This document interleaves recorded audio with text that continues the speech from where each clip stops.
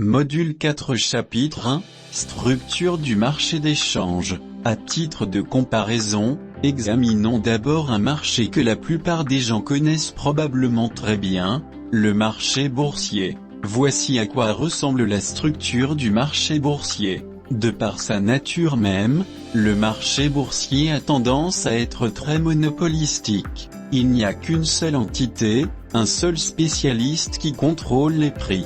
Tous les métiers doivent passer par ce spécialiste. De ce fait, les prix peuvent facilement être modifiés au profit du spécialiste et non des commerçants. Comment cela peut-il arriver? En bourse, le spécialiste est contraint d'honorer la commande de ses clients. Maintenant, disons que le nombre de vendeurs dépasse soudainement le nombre d'acheteurs. Le spécialiste, qui est obligé d'exécuter la commande de ses clients, les vendeurs, dans ce cas, se retrouve avec un tas de stock qu'il ne peut pas vendre à l'acheteur. Afin d'éviter que cela ne se produise, le spécialiste élargira simplement le spread ou augmentera le coût de transaction pour empêcher les vendeurs d'entrer sur le marché. En d'autres termes, les spécialistes peuvent manipuler les devis qu'ils proposent pour répondre à ses besoins. Le trading spot est fixe et décentralisé.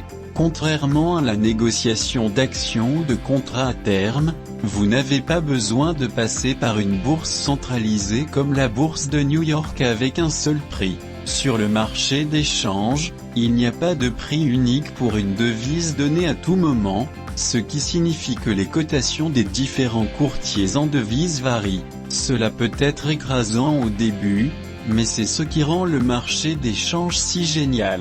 Le marché est si énorme et la concurrence entre les revendeurs est si féroce que vous obtenez la meilleure offre presque à chaque fois. Et dis-moi, qui ne veut pas ça? En outre, une chose intéressante à propos du trading forex est que vous pouvez le faire n'importe où. C'est comme échanger des Jordan ou des sacs à main rares. Vous voulez cet Air Jordan 4 Retro Eminem encore 2017 en parfait état, c'est donc à vous de trouver la meilleure offre. L'échelle est fixe. Même si le marché d'échange est décentralisé, ce n'est pas un chaos pur et absolu. Les participants au marché d'échange peuvent être organisés dans une échelle. Pour mieux comprendre ce que nous voulons dire, voici une belle illustration. Tout en haut de l'échelle du marché d'échange se trouve le marché interbancaire. Composé des plus grandes banques du monde, les participants de ce marché négocient directement entre eux,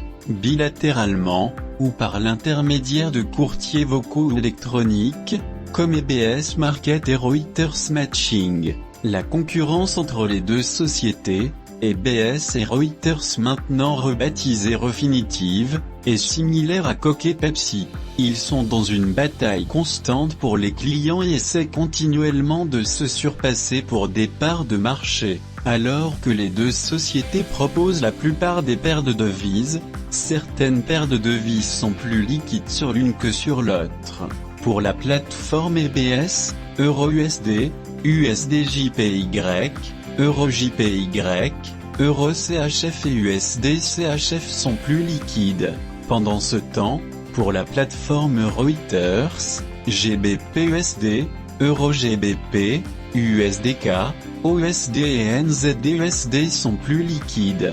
Toutes les banques qui font partie du marché interbancaire peuvent voir les taux que les autres proposent, mais cela ne signifie pas nécessairement que n'importe qui peut conclure des affaires à ces prix. Comme dans la vraie vie, les taux dépendront largement de la relation de crédit établie entre les parties commerciales. C'est comme demander un prêt à votre banque locale. Plus votre solvabilité et votre réputation auprès d'eux sont bonnes, meilleurs sont les taux d'intérêt et plus vous pouvez obtenir un prêt important. Viennent ensuite les hedge funds, les entreprises, les teneurs de marché de détail et les ECN de détail. Étant donné que ces institutions n'ont pas de relations de crédit étroites avec les participants du marché interbancaire, elles doivent effectuer leurs transactions via des banques commerciales. Cela signifie que leurs taux sont légèrement plus élevés et plus chers que ceux qui font partie du marché interbancaire. Tout en bas de l'échelle se trouvent les commerçants de détail. Auparavant, Il était très difficile pour nous, les petits, de s'engager sur le marché des changes, mais grâce à l'avènement d'Internet, du commerce électronique et des courtiers de détail, les barrières difficiles à l'entrée dans le commerce des changes ont toutes été supprimées. Cela nous a donné la chance de jouer avec ceux qui sont en haut de l'échelle et de les pousser avec un bâton très long et bon marché. Maintenant que vous connaissez la structure du marché des changes, apprenons à les connaître. Pléiades du marché des changes.